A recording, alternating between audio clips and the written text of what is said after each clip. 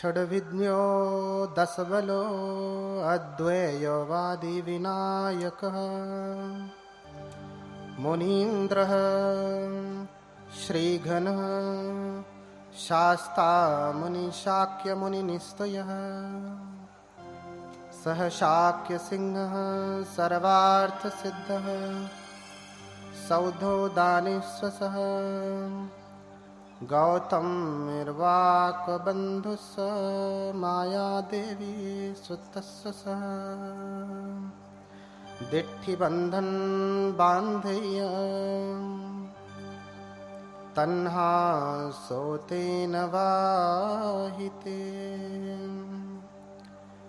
दिव्यनायक तारेसि भगवन्तस्य ते नमो। साधु साधु साधु।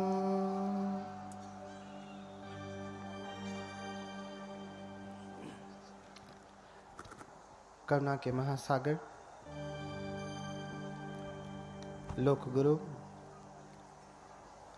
भगवान अरहत सम्यक संबुद्ध, इनके कमलवत चरणों की कोटि कोटि वंदना करता हूँ। तत्पश्चात धर्मराजा सम्राट अशोक एवं बोधिसत्व बाबा साहब डॉक्टर भीमराव अंबेडकर, इनके प्रति हार्दिक कृतज्ञता ज्ञापित करते हुए कोटि कोटि नमन करता हूँ।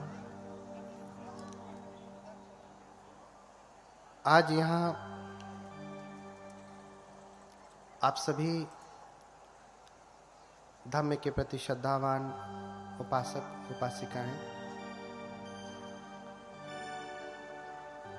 बड़ी मेहनत से आप लोगों ने इस कथा का आयोजन किया। तमाम विघ्नों के बाद इस मऊ की धरती पर अंततः कथा लगी ही, जिसमें उपासिका उषा भारती जी जान से लगी रहीं और उनका हृदय से बाकी लोग भी सहयोग करते रहे। जैसे यहाँ पे बीच में गणमान्य उपासक वर्ग भी बैठे हैं, माननीय शिवचंद्र राम जी, डॉक्टर रामविलास भारती, मुखराम जी, अनिल मौर्य, संतोष कुमार, अनिल चंद्रा, उषा भारती, भूपेंद्र वीर, सुब्बा राव भारती और सूर्य प्रताप जी। इतने ही नाम नहीं, ये जितने भी लोग दिख रहे हैं, बहुत सारे लोग इसमें आयोजक की टीम में रहे। और फिर भी जिनका नाम लिया हूं, ये सारे विद्वान गण हैं, परम विद्वान हैं, महापंडित हैं,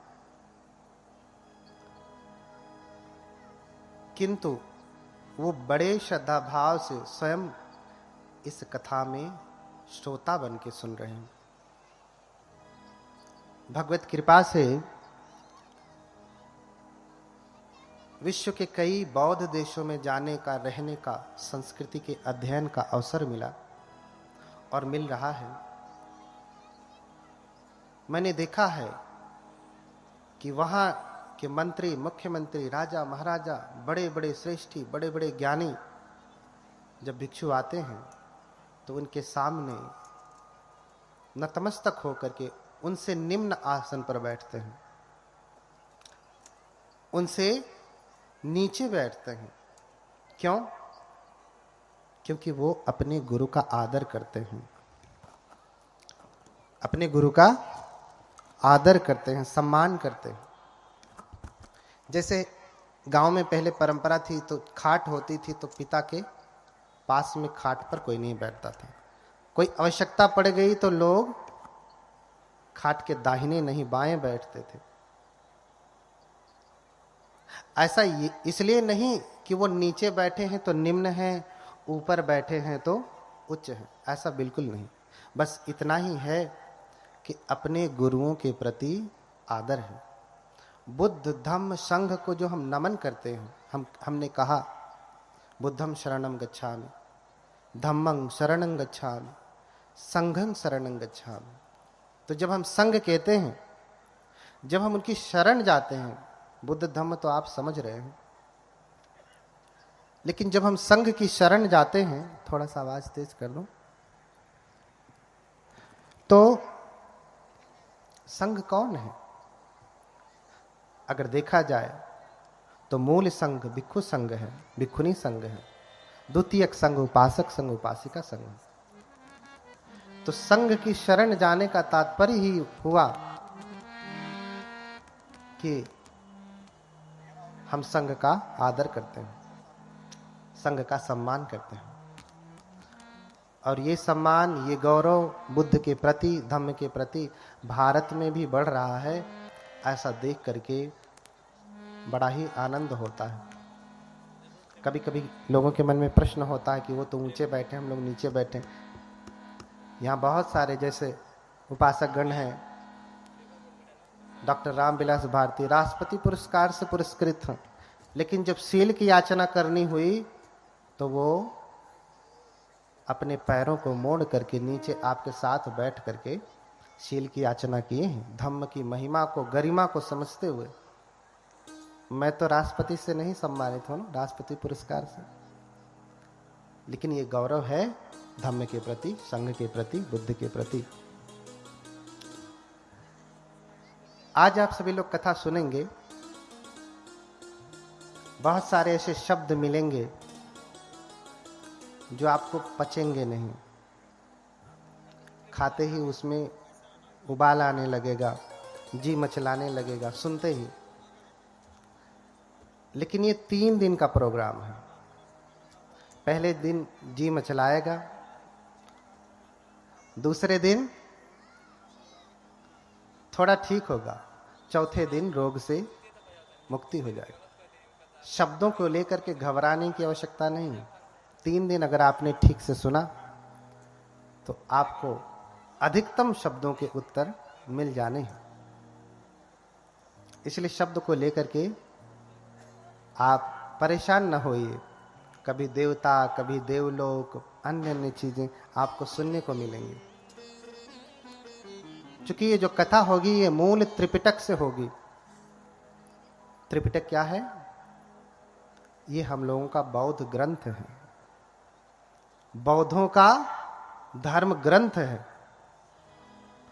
और ये मूल त्रिपिटक जो पूरे विश्व में मान्य है, वो 6वीं संगीति का, 6वें संगायन का, वो संगायन जिसमें स्वयं बाबा साहब रहे हैं, डॉक्टर भीमराव अंबेडकर रहे हैं, जिस संगीति में, जिनकी देखरेख में, जिनके अनुमोदन से 6वीं संगीति संपन्न हुई है। इसलिए जो प्रमाण होंगे, जो शब्द होंगे, उन्हीं त्रिपिटक से हैं। अगर उसमें अशुद्धि होगी, गड़बड़ी होगी आपको समझने में, तो थोड़ा रुकिएगा, क्योंकि मैं जो कहूंगा वो बाबा साहब द्वारा अनुमोदित त्रिपिटक से ही कहूंगा, तो उसका अर्थ होगा, उसे आप समझिएगा। कभी कभी आपको लगेगा ये तो मिलावट है, किसी अन्य धर्म जैसा है। फिर से वही कहता हूं कि ये बाबा साहब द्वारा 6वीं संगीति से अनुमोदित त्रिपिटक के अनुसार है। तो एक बार सभी लोग बोले भगवान बुद्ध की, बोलिए भगवान बुद्ध की, भगवान बुद्ध की। थोड़ा जगह ले सकते हैं, गर्मी हो रही है तो उधर पीछे तक जगह खाली है ना, थोड़ा सरक के बैठेंगे तो कम गर्मी लगेगी। देखिए, इसीलिए हमने भी पंखा बंद करवा दिया, ताकि आपको ऐसा न लगे कि हम तो पंखा की हवा ले रहे हैं और आप गर्मी में बैठे। तो हम भी आपके जैसे पालथी मार के ही बैठे हैं, बस ऊंचा है। तो जितनी पीड़ा आपको होगी बैठने में, उतनी मुझे भी है। जितनी गर्मी आपको लगेगी उतनी मुझे भी लगेगी। इसलिए धैर्य पूर्वक सुने, क्योंकि हम ऐसे भगवान की कथा सुनाने जा रहे हैं कथा तो बहुत सुनते हैं आप। कथा सुनने के बाद मन में प्रश्न आता है, या कभी कोई आपसे पूछता है कि अरे आप तो कथा सुन करके आई हैं, आपके भगवान तो ऐसा कर लेते हैं, वैसा कर लेते हैं, कभी हवा में उड़ जाते हैं, कभी ये लीला कर लेते हैं, तो आप लोग क्यों नहीं करते? हमें भी तो करना चाहिए ना। हम कक्षा में जा रहे हैं, और गुरु हमें पढ़ा रहा है। क्या पढ़ा रहा है? कि पानी कैसे बनता है।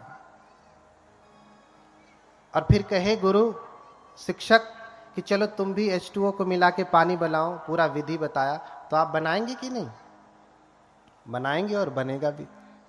और आप ये कह दें कि अरे वो तो वैज्ञानिक थे, उन्होंने बना दिया, हम कैसे बनाएंगे? तो फिर आपकी पढ़ाई का कोई अर्थ है? कोई अर्थ नहीं। ऐसे ही कथा आप सुनते हैं और सुनने के बाद कहा जाए तुम भी उस भगवान जैसे बनो, तो क्या उत्तर देते हैं? अरे वो तो भगवान है, वो तो सब कर सकते हैं, हम कैसे करें? हम तो इंसान हैं। तो फिर जब भाई भगवान है, उनका जीवन, उनका प्रसंग तुम्हारे लिए सार्थक नहीं, ये कक्षा तुम्हारे लिए सार्थक नहीं, तो सुनने का कोई अर्थ है? नहीं। इसीलिए हम सभी लोग आज इकट्ठा हुए हैं कि जो कथा सुनेंगे, कैसे कोई एक व्यक्ति बुद्ध हो जाता है, जिनकी तस्वीर लगी है, इधर पीछे भी लगे हैं।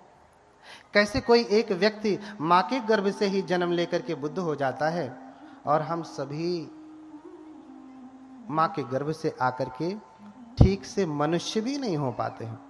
सारा जीवन पशु का जीवन रह जाता है।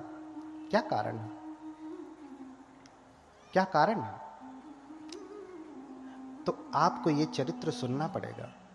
अगर आप ठीक से सुनेंगे तो आपके जीवन में भी परम भगवत्ता जगेगी, आप भी भगवान हो सकते हैं। भगवान कौन? भगवान कौन? अक्सर प्रश्न होता है कि भगवान किसे कहते हैं। बौद्ध धर्म में भगवान नहीं होते, अन्य लोगों को भगवान कहा जाता है। शब्दों को लेकर के लोग लड़ाई करते हैं, भगवाधारी भगवाधारी कहते हैं।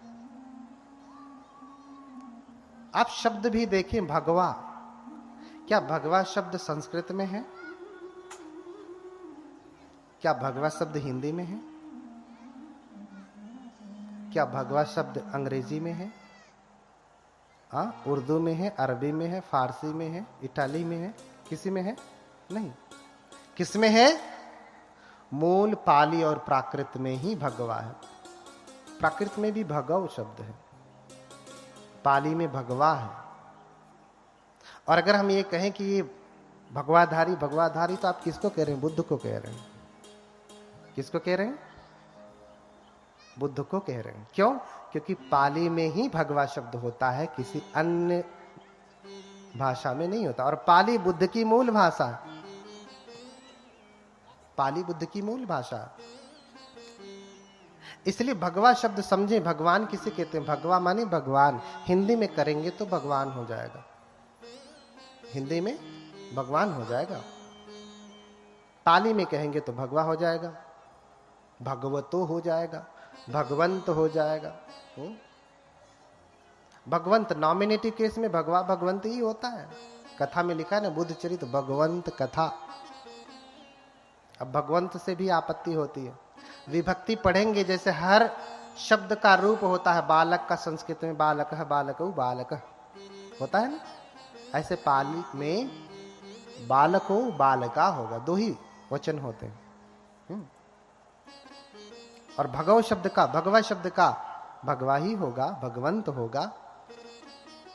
पहले ही विभक्ति एक वचन में, नॉमिनेटिव सिंगुलर केस में, पठमा एक वचन में आपको भगवा भगवंत ही होगा। तो भगवा किसे कहते हैं? भगवान किसे कहते हैं? तो कहा कि भग रागोति भगवा। भगवान किसे कहा? भग रागोति भगवा, भग दोषोति भगवा, भग्ग मोहोति भगवा, भाग्यस पाप का धमा, भगवाते न उच्चति। जिसने राग को भग्न कर दिया, क्या कर दिया? राग को भग्न कर दिया। राग क्या है? हमारी पांचों इंद्रियों के द्वारा जो आकर्षण होता है वही राग है। जैसे आंख से रूप देखा, रूप क्या है? जो भी चराचर जगत में दिखाई दे रही आंखों से, ऑब्जेक्ट जो भी है। हम आंख से सुंदर स्त्री देखते हैं तो क्या पैदा होता है? क्या पैदा होता है? राग की बड़ी सुंदर स्त्री है। कोई स्त्री पुरुष को देखती है इन्हीं आंखों से तो क्या पैदा होता है? चक्षुना संपस्सजो रूपं उपपज्यति चक्षु विज्ञानम। जब आंख से हम रूप देखते हैं तो क्या पैदा होता है? चक्षु का विज्ञान पैदा होता है। वो अच्छा और बुरा दोनों हो सकता है। स्त्री सुंदर है तो बहुत सुंदर है, स्त्री कुरूप है तो अरे, ऐसे पुरुष के संदर्भ में भी। तो जिसने राग को भग्न कर दिया, आंखों से हम राग पैदा करते हैं। देखिए, हम हर चीज से स्वाद लेते हैं, स्वाद नहीं लेते। जिस चीज में स्वाद नहीं है वो चीज आप कभी भी नहीं खाते। अच्छा, स्वाद आपने स्वाद लिया है? किस किस चीज से स्वाद लिया है बताएं?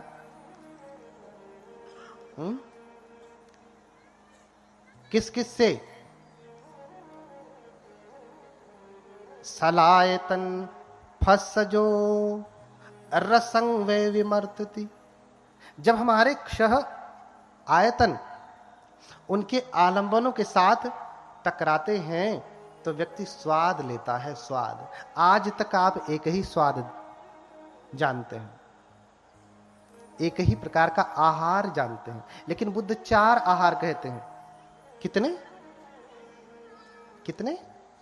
4 आहार कहते हैं। कौन कौन से? एक तो आहार आप जानते हैं, उसे कहते हैं कबलीकर आहार। कबलीकारो आहारो, कबलीकार आहार अर्थात जिसे आप कबल बना के चबा करके चपर चपर चपर करके खाते हैं, वो क्या है? कबलीकर आहार। फिर क्या है? मनोसंचेतना आहार है। फिर क्या है? स्पर्श आहार है। फिर क्या है? विज्ञान, जिसे हम हिंदी में कहेंगे विज्ञान, विज्ञान आहार। ये 4 प्रकार के आहार हैं और इन्हीं के द्वारा, इन आहारों को हम लेते कैसे हैं? इन्हीं 5 इंद्रियों के द्वारा लेते हैं। आंख, कान, नाक, जीभ, त्वचा और मन। एक 6वीं इंद्री जुड़ती है जिसके द्वारा हम सारे रसों का आनंद लेते हैं। अच्छा, जिस चीज में स्वाद नहीं उसे आप खाते हैं? खाना कौन सा खाया? भोजन कौन सा किया? जिसमें स्वाद है। एक दिन अगर स्वादिष्ट भोजन न मिला तो आपका पेट न भरेगा। भरता है? नहीं भरता। हर चीज में तो आप तो स्वाद बस इतना ही जानते हैं कि यही स्वाद है, लेकिन नहीं, आंखों से भी स्वाद है। आपने वस्त्र कौन सा पहना? जो आंखों को स्वादिष्ट, आंख के द्वारा स्पर्श हुआ तो जो विज्ञान पैदा हुआ, जो स्वादिष्ट लग रहा है, वही स्वादिष्ट वस्त्र आपने पहना। नहीं पहना? आपकी अलमारी में हजारों जोड़े कपड़े रहे होंगे। हाँ, ऐसे गए होते, हाथ डाले होते पीछे, निकाल लिया, एक पहन लिया। ऐसा किया क्या? देखा कि इन हजारों में भी कौन सबसे ज्यादा स्वादिष्ट है, वही कपड़ा पहना ना, वही वस्त्र पहना। ऐसे ही कान से व्यक्ति स्वाद लेता है, कान से स्वाद लेता है। बढ़िया गीत चले तो आदमी स्वाद लेता है, गाली देवे तो फिर स्वाद नहीं ले पाता, सारा रस खत्म हो जाता। ऐसे स्पर्श से स्वाद लेता है। स्पर्श का सबसे उच्चतम स्वाद स्त्री पुरुष का भोग है। उससे बड़ा राग क्या है? उससे बड़ा राग है कोई? नहीं। कोई राग नहीं। ऐसे ही कानों को शब्द सुन करके, नासिका से गंध को ग्रहण करके, इत्र कौन सा लगाया, परफ्यूम कौन सा लगाया, वही। कोई भी आया दुकान से और दे दिया, लो भैया ये ले जाओ, आपने ले लिया? नहीं, जिसमें आपको स्वाद आया, नहीं ये स्वादिष्ट लग रहा है नासिका के द्वारा, वही आपने लगाया। तो ऐसे ही छहों इंद्रियों से, 5 शारीरिक इंद्रिय हैं और एक मानसिक इंद्रिय, छहों इंद्रियों से जो स्वाद लेता है राग में फंसता है। इसलिए बुद्ध ने कहा, बुद्ध कौन है? भग रागोति भगवा, जिसने समस्त रागों को भग्न कर दिया। बुद्ध के भीतर कोई भी रस नहीं, रस लेने की कामना नहीं। आप उनको रूखा भोजन दे देंगे, रूखा भोजन कर लेंगे। वस्त्र तो कोई राजसी पहनते नहीं थे। हम लोगों के भीतर राग है, स्वाद है, बुद्ध के भीतर ऐसा नहीं था। बुद्ध तो पंचकूल पहनते थे।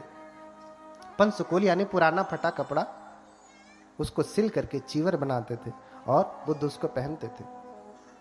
आंखों से कोई रूप देखा तो उसमें भी स्वाद नहीं।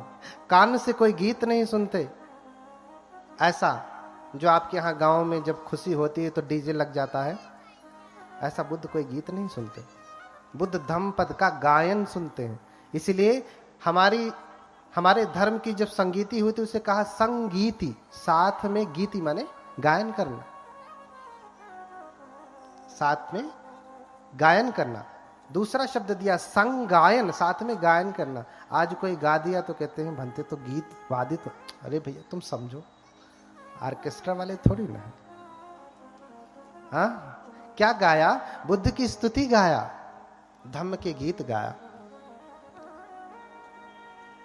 तो भग रागोति भगवा, जिसने राग को भग्न कर दिया। भग दोषोति भगवा, जिसने दोष को भग्न कर दिया। दोष कहेंगे हिंदी में तो द्वेष होगा। किसी भी प्रकार की ईर्ष्या, जलन, क्रोध, अहंकार, ये सब कुछ जिसने त्याग दिया। बुद्ध तो छोटे से छोटे जीव के प्रति कारुणिक है, इसलिए बुद्ध को महाकारुणिक कहा गया। बुद्ध के जैसा धरती पे करुणावान आज तक कोई नहीं हुआ। बुद्ध के जैसा, बुद्ध जिसके ऊपर करुणा करते हैं, मार करके भी लोग करुणा करते हैं, बुद्ध बिना मारे ही करुणा कर देते हैं। क्यों? क्योंकि बुद्ध परम सामर्थ्यवान है। अरे भैया, किसी को सुधारना है तो उसे बंदूक चला के मारना जरूरी है। इसलिए देश का संविधान बहुत विषम परिस्थिति में ही जाकर के फांसी की सजा देता है। क्यों? क्योंकि बाबा साहब उस भगवान बुद्ध की शिक्षा से प्रेरित हैं। जब कोई विकल्प ही नहीं बचता तब जाकर के मारने का विधान दिया गया संविधान में। बुद्ध परम कारुणिक हैं। अंगुलीमाल जैसे डाकू को जिसने हजारों की हत्या की, 1999 की हत्या की। कितने की? 1999। 999 नहीं, 1000 तो मार के ही आया। गुरु से बोला कि मार दिया 1000 को। आपकी गुरु दक्षिणा पूरी हुई। बोले क्या सबूत है तूने मारा? सबूत तो कुछ नहीं। तो अब से जब मारता है तो उंगली काट करके पहन लेता। तो 999 दोबारा पूरा किया। 1000वें नंबर पे भगवान बुद्ध थे। तो 1999 की हत्या करने वाला कोई आज के समय में कोई ऐसा एक व्यक्ति का नाम बताइए, कोई है? या तब के समय में ही, बुद्ध के समय में ही किसी ऐतिहासिक व्यक्ति का नाम बताइए जिसने किया हो? नहीं। एक अकेले व्यक्ति ने इतने की हत्या नहीं की होगी। यहां तक कि बड़े बड़े राजा महाराजा भी अधिकतम मारे होंगे तो 100, 200, 500 मारे होंगे, इससे अधिक नहीं। लेकिन इसने 1999 की हत्या की। बुद्ध भी चाहते तो मार देते। राजा बिंबिसार, प्रसेनजीत आदेश देते मरवा दो। लेकिन बुद्ध किसी को मारते नहीं, क्योंकि बुद्ध के भीतर किसी के लिए द्वेष नहीं है। बुद्ध तो करुणा करते हैं। हर व्यक्ति को सुधरने का अधिकार है। हर बीज जम सकता है अगर आप उसे उचित भूमि, उचित जलवायु देंगे तो इसीलिए कहा कि तद्धर्मः सर्वदेहिनाम। वो बुद्धत्व का बीज, वो ज्ञान का बीज समस्त देहधारियों में है। कोई भी प्राणी हत्या के योग्य नहीं है। इसलिए बुद्ध कहते हैं कि किसी को मारे नहीं, मैत्री करें। और जब किसी से आप मैत्री करेंगे तो मारने की नौबत नहीं आएगी। आप अपने बेटे को मार सकते हैं, बेटी को मार सकते हैं? नहीं, क्योंकि इतनी मैत्री, इतना प्रेम, इतनी करुणा भरी है उसके प्रति, चाहे कितनी विषम परिस्थिति आ जाए आप मारने वाले नहीं हैं। इसलिए माँ के प्रेम को, माँ की मैत्री को सर्वश्रेष्ठ प्रेम, मैत्री और करुणा कहा। तो बुद्ध अंगुलीमाल जैसे व्यक्ति को भी मारते नहीं, उसे रास्ते पे ला देते हैं। क्यों? क्योंकि बुद्ध परम सामर्थ्यवान है, बिगड़े से बिगड़े व्यक्ति को भी सीधा कर लेते हैं। इसलिए बुद्ध को कहा गया सत्ता देव मनुष्यानम। बुद्ध क्या है? शास्ता है। हम वंदना में करते हैं हर दिन, सत्ता देव मनुष्यानंग बुद्धो भगवाती, कहते हैं ना। भगवान बुद्ध मनुष्यों और देवताओं के भी गुरु हैं। आप रोज पाली में वंदना करेंगे, सत्ता देव मनुष्यानंग बुद्धो भगवाती। देव मनुष्यानम, अगर मनुष्य ही देव होता है तो फिर दूसरा शब्द लगाने की क्या आवश्यकता है? मनुष्य ही देव होता है तो दूसरा शब्द लगाने की क्या आवश्यकता? सत्ता मनुष्यानंग बुद्धो भगवाती, देव मनुष्यानम क्यों कहा?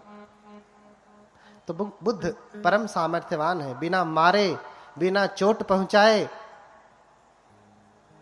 व्यक्ति को सन्मार्ग पे लगा देते हैं। भैया तुम सच में भगवान हो तो ठीक करके दिखाओ ना। गोली मारना तो आम आदमी कर लेता है।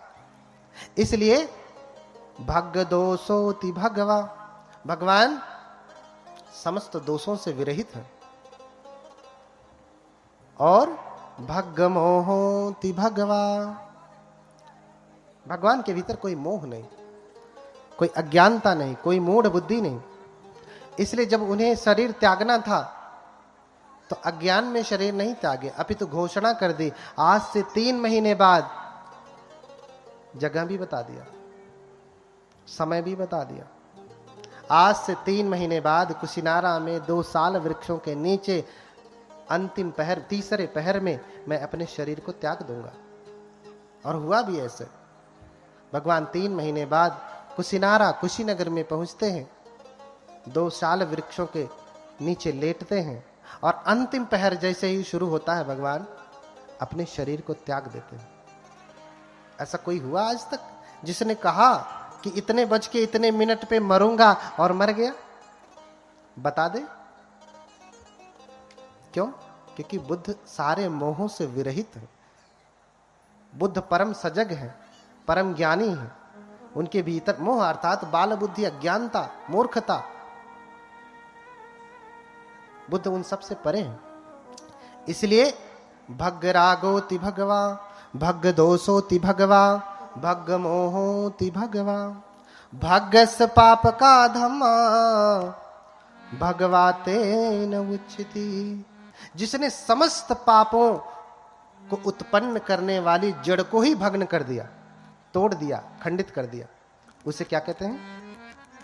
भगवान कहते हैं। भगवान, उससे भगवान कहते हैं।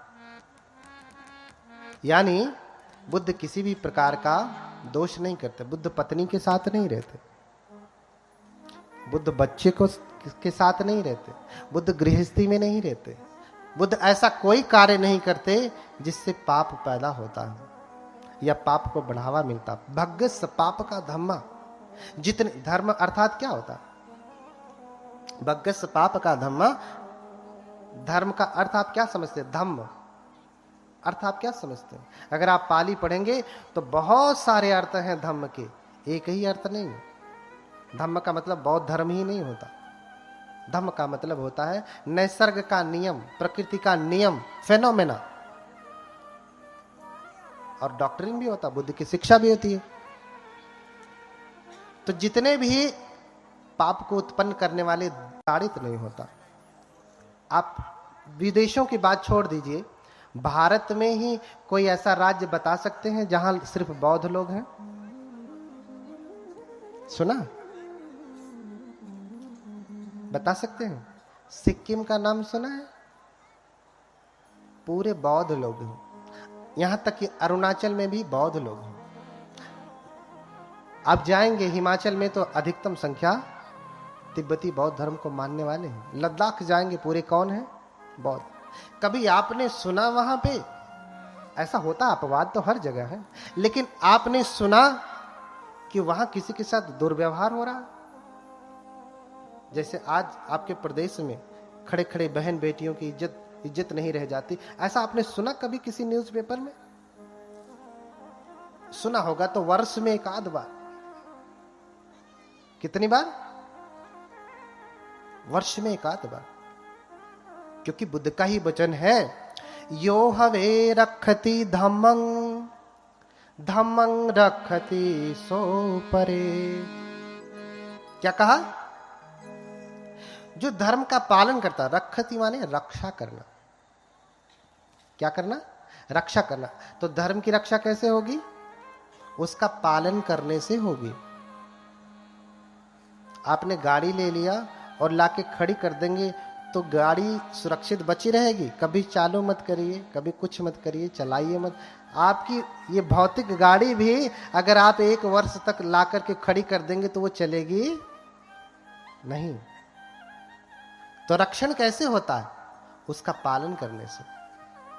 तो यो हवे रखति धम्मं धम्मं रखति सो परे। जो धर्म की रक्षा करता है, धर्म भी उसकी रक्षा करता है। इसका ज्वलंत उदाहरण आप अपने देश में ही देख सकते हैं। बाकी बौद्ध देशों में जाने की तो जरूरत ही नहीं है। बौद्ध देशों में जाने की जरूरत नहीं है। इतना सामर्थ्य है भगवान बुद्ध के धम्म में, भगवान बुद्ध की शिक्षा में, भगवान बुद्ध के ज्ञान में। आज उसी की कथा सुनेंगे कि कैसे जन्म हुआ, कैसे ज्ञान प्राप्त किया और क्या क्या उपदेश दिए। और ध्यान से सुनना कि कैसे कोई व्यक्ति बुद्ध हो सकता है। आज आप अपने बेटे को क्या बनाना चाहते हैं? बेटी को क्या बनाना चाहते हैं? आईएएस, पीसीएस, डॉक्टर, इंजीनियर, सब कुछ बनाना चाहते हैं। लेकिन एक अच्छा इंसान बनाना चाहते हैं? वो डॉक्टर इंजीनियर तो हो गया, लेकिन इंसान बना? मम्मी पापा की ही बात नहीं मानता। क्यों? क्योंकि उसने धम्म को जाना नहीं। वो जानेगा कैसे? आपके माध्यम से जानेगा। जब आप उस धम्म का अभ्यास करेंगे तो वो भी करेगा ही। वो परंपरा से ही आता है, परंपरा से ही आता है।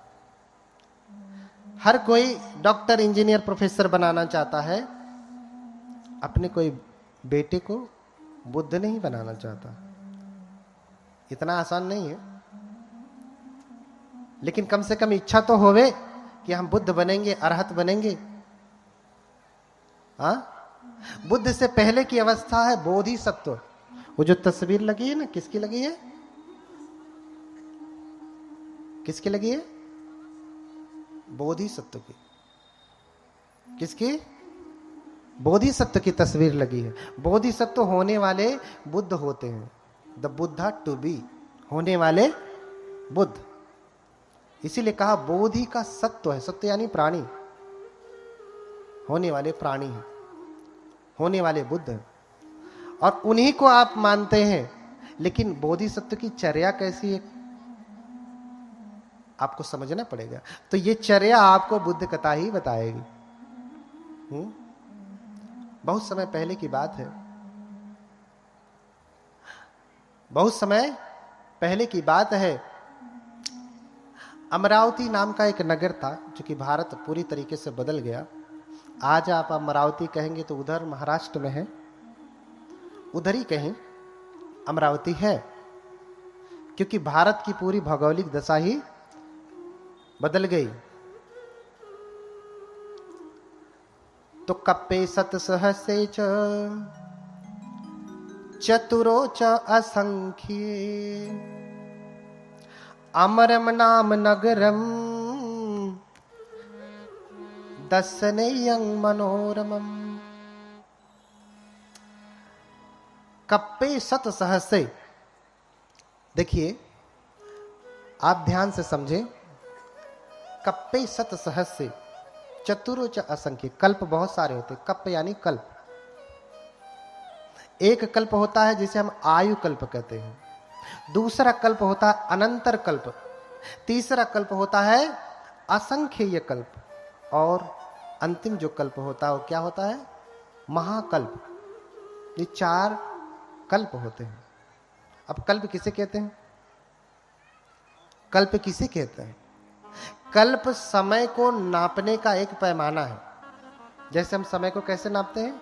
1 सेकंड, 2 सेकंड, 1 मिनट, 2 मिनट, 1 घंटे, 2 घंटे, 1 महीने, 2 महीने, हाँ 1 वर्ष, 2 वर्ष, ऐसे नापते हैं ना।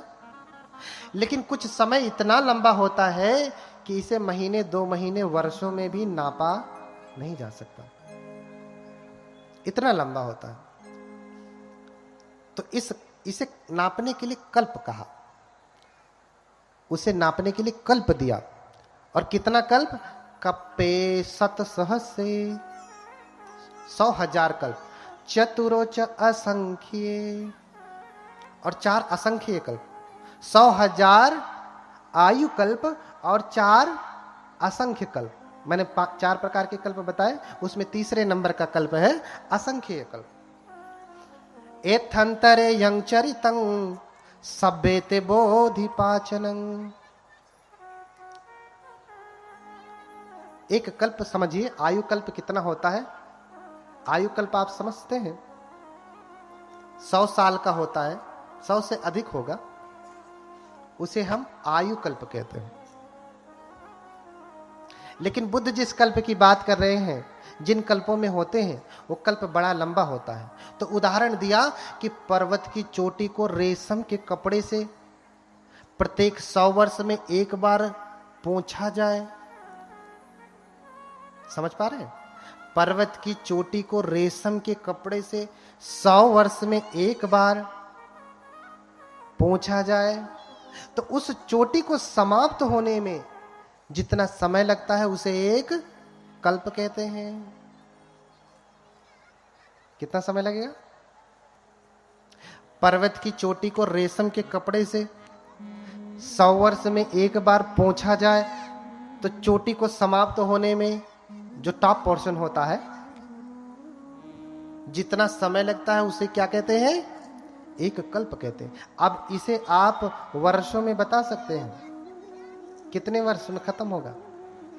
कितने हजार वर्ष में? नहीं।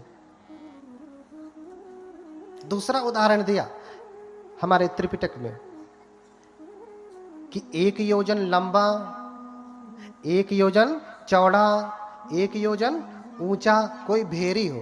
भेरी यानी बॉक्स समझिए आज के समय में। 1 योजन कितना होता है? 1 योजन में 3 कोस, और 1 कोस में 3 किलोमीटर। कहीं कहीं 4 का वर्णन है, 3 ही मेजर समझा जाता है। तो 1 योजन में कितने किलोमीटर हो गए? 9। 1 योजन में 3 कोस, और 1 कोस में कितने किलोमीटर? 3। तो 3 तिया 9। कोई भेरी यानी बॉक्स समझिए, कोई डब्बा हो, कंटेनर हो जिसमें आप चावल वावल रखते हैं ना, कितना बड़ा हो। देखिए बुद्ध कब पैदा होते हैं, बुद्ध कैसे पैदा होता है, कितना समय लगता है। अभी समय बता रहा हूं कितने समय में पैदा होते हैं, कैसे पैदा होते हैं। 9 किलोमीटर लंबा, 9 किलोमीटर चौड़ा और 9 किलोमीटर ऊंचा क्या हो? भेरी हो। और उसमें क्या रखे हो? सरसों के दाने रखे हो। प्रत्येक 100 वर्ष में एक सरसों का दाना निकाला जाए, तो दाना समाप्त होने में जितना समय लगता है उसको क्या कहते हैं? एक कल्प कहते हैं। ये कल्प की व्याख्या उसी त्रिपिटक से है जिस त्रिपिटक का अनुमोदन स्वयं बाबा साहब ने किया।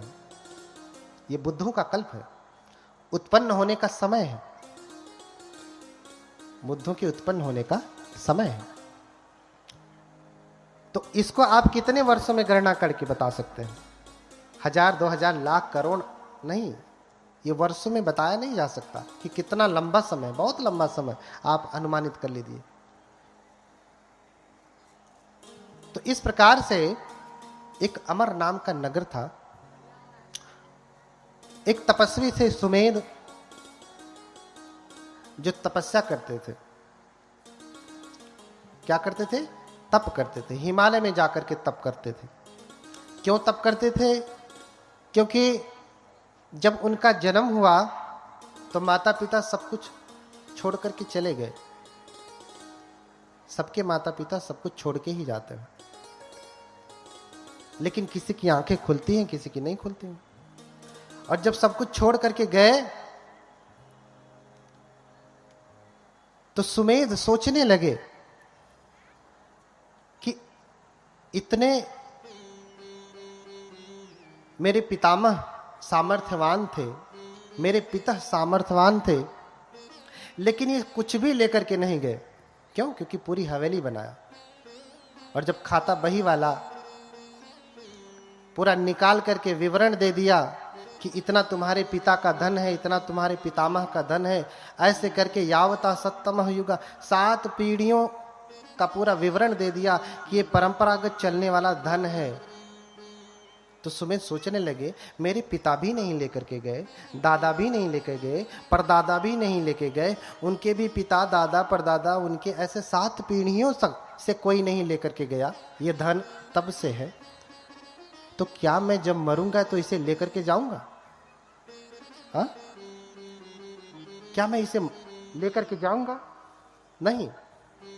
जब वो खाली हाथ से गए तो मैं भी खाली हाथ से ही जाऊंगा, हाथ में लेकर के नहीं जाऊंगा। इसलिए कबीरदास कहते हैं कि कबीर सोधन संचिए जो आगे को होए, अरु शीस चढ़ाए पोटली ले जात न देखा कोई। किसी को देखा आपने? ऐसे धन का संग्रह करें जो आगे को होए, अर्थात आपके साथ वो धन चले। जहां आप जाएं आपके साथ आपका धन जाए। तो कौन सा धन जाएगा? जो अलमारी में रखा है, कि जो बैंक में रखा है, कि जो आपने यहां पे बनाया है, ये जाएगा? तो इसलिए कबीरदास कहते हैं कि कबीर सोधन संचिए जो आगे को होए, जो आगे आगे चले, आपके साथ चले। क्यों? क्योंकि शीस चढ़ाए पोटली, गठरी बांध करके देखा किसी को? ले जात न देखा कोई, सर पे बांध करके कोई लेके जाता नहीं। अरे उस समय भाई गठरी थी, फट जाती होगी रास्ते में। आज तो बढ़िया बढ़िया सूटकेस है, लुई फिलिपी तो कौन कौन सा है, भर लो इसमें, लेके जाना। महंगे वाले 10,000, 20,000, 1 लाख का बैग बनवा लो, उसमें लेके जाना। ले जा पाएंगे? नहीं। कोई ऐसा बैग नहीं बना, कोई ऐसी गठरी नहीं बनी जिसमें आप लाद करके लेकर के जाएंगे। तो यही सोच रहे हैं सुमेध कि मैं सर पे लाद करके लेकर के जाऊंगा नहीं। इसलिए मुनादी करवा देते हैं कि जिसको जो चाहिए सो ले जाए। मुनादी करवा दिया कि मेरे घर में जो कुछ भी है, जिसको जो चाहिए सो ले जाए। एक बार आप अपना घर खुला करके छोड़ दीजिए और कहिए जिसको जो चाहिए सो ले जाए, तो गरीब तो छोड़ दीजिए, धनवान भी लूटने पहुंच जाएगा। गरीब बाद में पहुंचेगा, धन अरे रुक, अमीर तो पहले ही उसे अपना रौब दिखा करके रोक देगा। हाँ, तो एक एक करके सारे, जिसे धन मिला सो धन ले गया, जिसे आसन मिला आसन ले गया, जिसे चारपाई मिली चारपाई ले गया, बेड ले गया, बिस्तरा ले गया, कंबल ले गया। हाँ, दरवाजा तक तोड़ के, खिड़कियां तक तोड़ करके लोग लेके चले गए। बस उनकी इमारत का ढांचा बना। देख करके सुमेध हंसते हैं कि ये कितने ज्ञानी लोग हैं। इन्हें लगता है मैं लुटा रहा हूं तो मैं खो रहा हूं, और ये लेके जाएंगे तो ये बचा लेंगे। हाँ, ये बचा लेंगे। इसलिए सब कुछ छोड़ दिया और ऋषि का वेश धारण कर लिया, सन्यासी का, प्रवज्जित का रूप धारण कर लिया। बुद्ध को भी ऋषि कहा गया। क्या कहा गया? धम्मं देसेसि महेशिनो।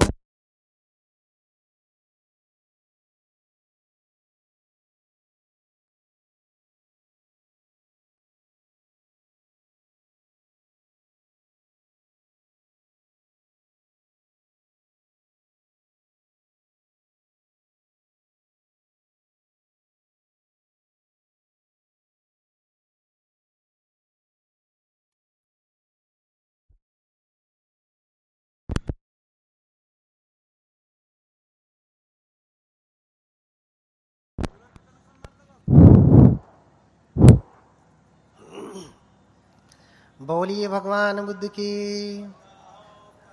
भागिए मत, अभी तो शुरू हो रहा, अभी तो पृष्ठभूमि बन रही। बोलिए भगवान बुद्ध की। थोड़ा और जोर से बोलिए, नींद तो नहीं लग रही ना? बोलिए भगवान बुद्ध की। और जोर से बोलिए भगवान बुद्ध की। अब भाग जाएगी नींद। जब लड़ाई होती तब देखिए कितना तेज बोलते हैं। अरे तय सुन रे, तय सुन। बोलिए भगवान बुद्ध की। हाँ, बुद्ध नाम स्मरणम मुख शुद्धि में वच। अगर बुद्ध के नाम का स्मरण करते हैं ना तो मुख की शुद्धि होती है, मंजन ब्रश करने से नहीं। कैसे होती है? क्योंकि ये मुख कितनी गंदगी फैलाता है। जब भी बोलेगा क्या बोलेगा? झूठ बोलेगा, चुगली करेगा, बकवास करेगा, कटु वचन बोलेगा, निंदा करेगा, प्रशंसा करेगा। हाँ, तो इससे कितनी अशुद्धि फैलती है। लेकिन बुद्ध जब आप कह रहे हैं तो मुख आपका पावन हो रहा है, क्योंकि बुद्ध का अर्थ है ज्ञान, सम्यक ज्ञान। और जब आप ज्ञान को स्मरण करेंगे, याद करेंगे, तो सब कुछ ठीक होने लगेगा। फिर से बोले भगवान बुद्ध की। हाँ, तो इसी वे समगहेत्वान विहरन्तो समाहितो सत्ताह भंतरे पंचो अभिज्ञा अठ विधम पिच। हाँ, थोड़ा तेज करिए। तो ये धन मैं अपने साथ लेकर के नहीं जाऊंगा, क्योंकि मेरे दादा परदादा पितामह ये कोई लेकर के नहीं गया, मैं भी लेकर के नहीं जाऊंगा। इसलिए त्याग दिया और ऋषि का वेश धारण कर लिया। ऋषि यानी तपस्वी, मुनि यानी तपस्वी। बुद्ध को भी मुनि कहा, और मुनि की बड़ी परिभाषा की। मुनि की बड़ी परिभाषा की कि कोई मौन रहने से मुनि नहीं होता। न मौने न मुनि होती। मूल्य रूपो अविद्यसु यो चतुलंग वपग्गः वर्मादाय पंडितो पापानि परिवज्जेति स मुनि तेन सो मुनि यो मुनाति उमो लोके मुनि तेन पवुच्यति। यानी जिसने समस्त पापों को त्याग दिया वो मुनि कहलाता है। समस्त पापों को त्यागने वाला कौन है? भगवान बुद्ध है। यही महामुनि है। इसका ज्वलंत उदाहरण आपको देखना हो तो आप म्यांमार में चले जाइए। म्यांमार में एक विहार है, मंदिर, एक विहार है जिसका नाम ही है महामुनि टेम्पल।